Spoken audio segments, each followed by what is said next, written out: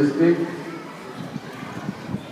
luego de aprender español, obviamente para hacer su primaria, tuvo que aprender latín, porque en el seminario, pues todos los textos venían en latín. Y luego, cuando entra al Instituto de Ciencias y Artes a estudiar jurisprudencia, tuvo que aprender francés, porque los libros de texto en aquella época venían en francés. O sea, ella hablaba y leía 4 idiomas. Y ustedes se acuerdan que después tuvo que salir al exilio, se fue primero a Cuba y después se fue a Nueva Orleans, donde se empleó para hacer puros, y en Nueva Orleans aprendió inglés. O sea que Juárez hablaba por lo menos 5 idiomas, ¿verdad? Pues ese es un dato muy importante del Benemérito.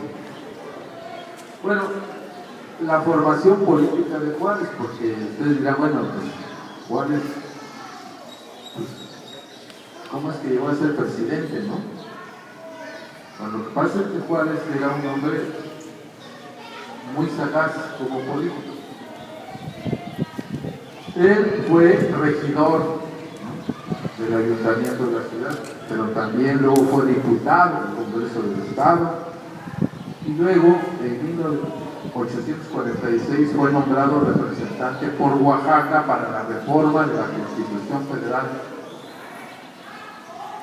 Después, en 47, regresó a Oaxaca, y ya durante el gobierno de don Antonio de León ocupó el cargo de secretario de gobierno. Don Antonio de León, que era un personaje de la política oaxaqueña, murió en la famosa batalla del Molino del Rey, siendo gobernador. Y eso le dio la oportunidad a Juárez, lamentablemente, digo, para Antonio de León, a Juárez le dio la oportunidad de llegar a ser parte de un triunvirato que gobernó Oaxaca. Y después, él ya sube a gobernador del estado en 1840 y gobernó Oaxaca hasta 1852. Pero en ese periodo Juárez creó un grupo político muy importante. Todos esos miembros del grupo político ocuparían las principales posiciones políticas del gobierno del estado, lo acompañaría durante muchos años. Juárez se convirtió en una especie de caudillo, ¿sí? Bueno, del periodo de Juárez como gobernador destacan muchas cosas, pero entre otras Juárez impulsó mucho la educación. Prácticamente se duplicaron las escuelas, los maestros, los presupuestos para el ramo educativo, y hizo muchísimas cosas durante ese corto periodo. Y aquí podemos empezar a ver lo que Juárez está pensando, ¿sí? ¿Cuáles son las ideas que tiene Juárez? Les voy a leer nada más un pequeño texto. Dice, en su discurso de toma de posesión, ese texto lo ustedes encontrarán en el libro. Dice, tenemos una carta fundamental donde están consignados los derechos y los deberes de los gobernantes y los gobernados. Esa carta, pues, será mi único norte, y su exacta observancia y el cumplimiento de las leyes que emanan de los legítimos representantes del pueblo merecerán mi exclusiva dedicación. La virtud y el merecimiento serán buscados, y los ciudadanos honrados y pacíficos encontrarán siempre en mi administración el apoyo más firme, la más sólida garantía de sus derechos, libre y para mí muy sagrado, el derecho de pensar. Mis compatriotas no serán molestados por sus opiniones manifestadas de palabra o escrito. Yo las respetaré y haré que se respeten. En fin, con dulzura y con moderación, procuraré que todos cumplan con sus deberes. Pero el que traspasare la línea que le trazan las leyes, el que atentare contra el derecho ajeno, el que turbare la paz de la sociedad, ese sufrirá. Yo os lo protesto, señores, con todo el rigor de las leyes. En ese punto seré inexorable, porque sólo así podrá restablecerse la moral y sólo así las autoridades recobrarán su perdido prestigio. Ved aquí, señores, trazada la conducta que propongo seguir en mi administración.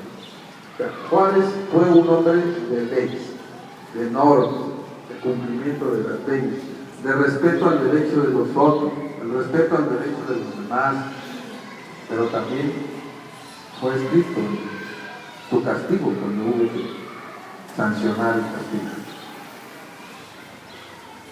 Bueno, no voy a seguir mucho en lo que es el pensamiento de Juárez. Creo que ese pequeño texto nos dice más o menos qué pensaba y cómo gobernó Juárez. Muchos fueron, les digo, los personajes oaxaqueños que se unieron alrededor de Juárez. Hay muchos nombres, yo no quisiera aburrirlos con tantos nombres, ¿verdad? Pero sí mencionar que algunos de ellos fueron figuras políticas nacionales, llegaron a ocupar puestos muy importantes a nivel nacional, así como él fue presidente de la República, hubo quienes fueron, por ejemplo, ministros de Relaciones Exteriores, como Matías Romero, don Félix Romero, que fue presidente del Tribunal, digamos, de la Suprema Corte de Justicia de la Nación.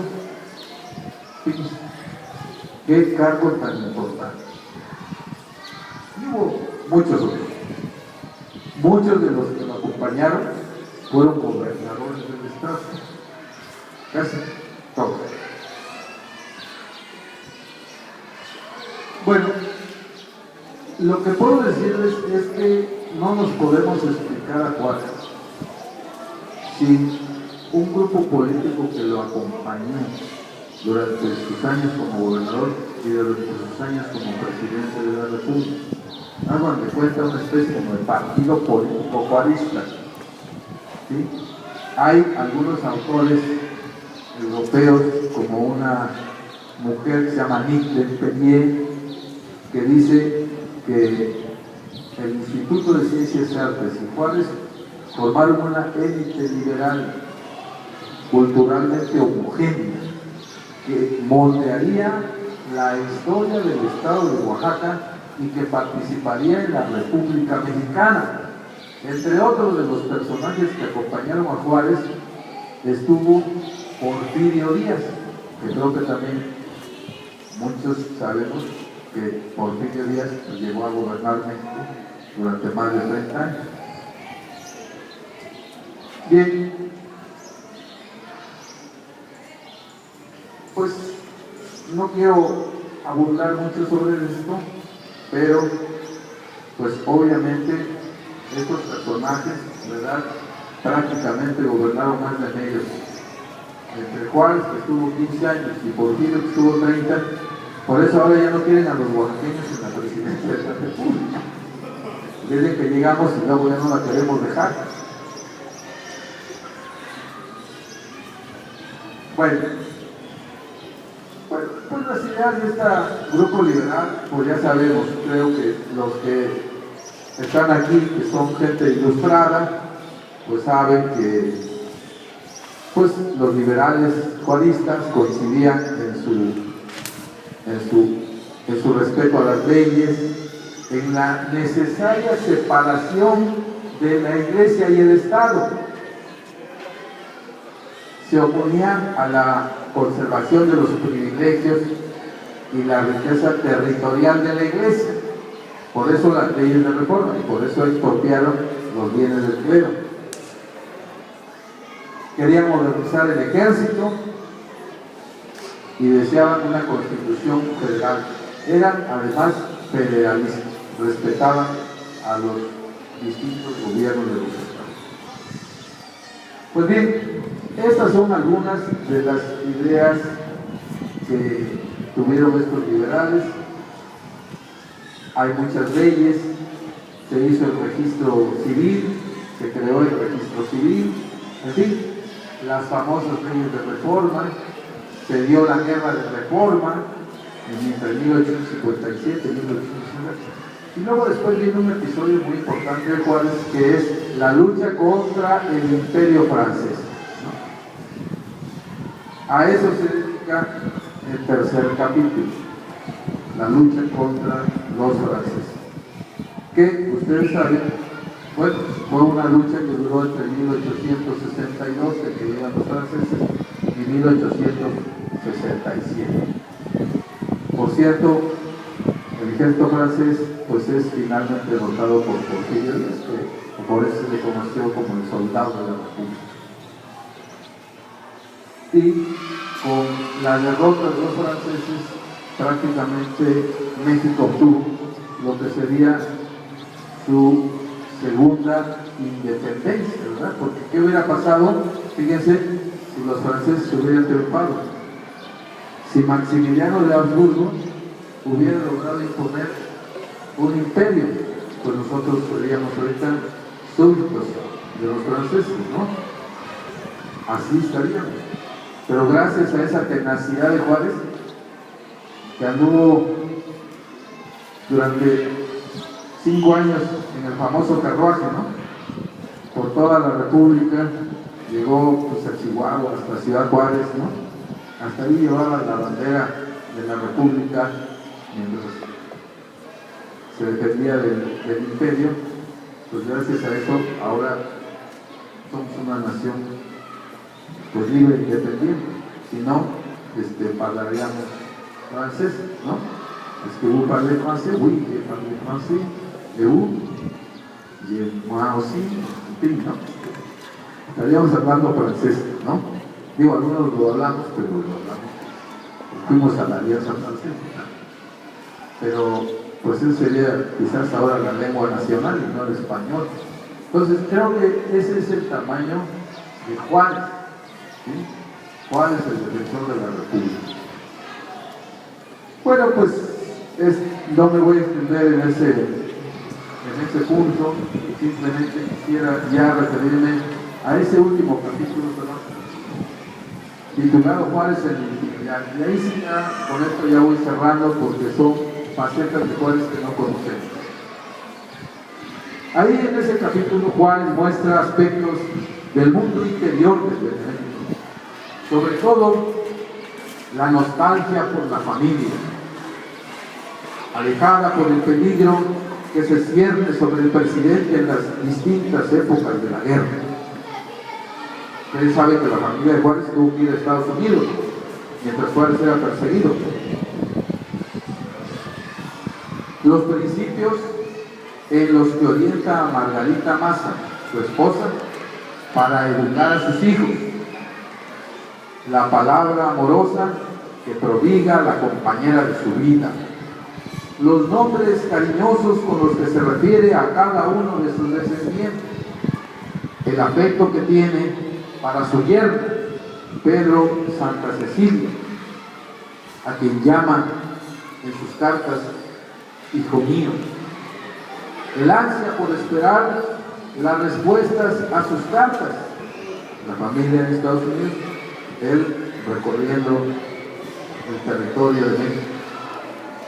La ansiedad por el hijo enfermo, el dolor extremo por saberlo muerto a la distancia, más allá de la estatua de bronce que pareciera reflejar una personalidad inescrutable, una dureza granítica de carácter imperturbable, una fortaleza majestuosa, los grandes hechos y dichos que forjaron el mito.